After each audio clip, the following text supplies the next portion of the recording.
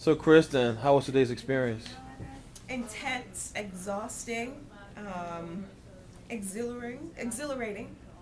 Uh, Wonderful. We had some great volunteers on hand. It was remarkable seeing everybody, hustling, resolving voters' problems, pulling voters from the brink of disenfranchisement. Um, it's fantastic. It was a fantastic day. Great. How many calls do you think you got in the call center today? If I were to put my money on it, I'd say about 700, 800, Okay. including calls that went into voicemail. About 700, 800. Speaking of which, let's check that voicemail, that email again.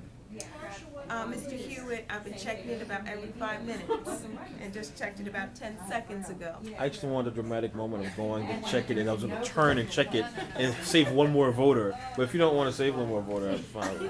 As you can Can you see, show us all the calls that we got, the messages we got? absolutely. Absolutely.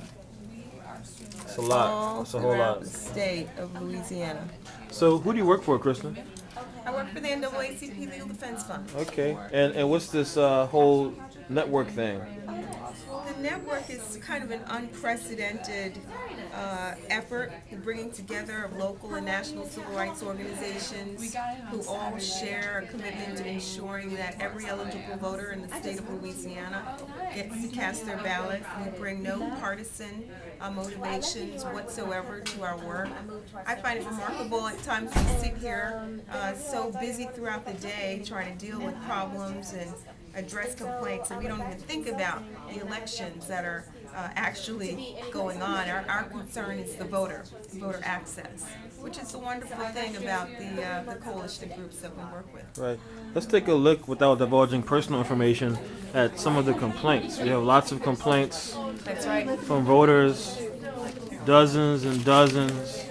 And you've documented these, and you're going to follow up on all of these? Absolutely. We've got voters who went to DMVs to register and vote, who showed up today and were disappointed to not find their names on the rolls. We have reports of voter intimidation, reports of law enforcement, police officers stationed outside of polling sites, reports of voters who were not offered provisional ballots, even though they should have been offered those ballots because this is a federal election. We've got all kinds of problems. Voters who were asked for photo ID, even though there's no mandatory photo ID requirement in Louisiana. The complaints really run the gamut. And it's really been remarkable seeing us all pull together collectively to make sure that every voter, to the extent that we could, was able to cast their ballot. Fantastic.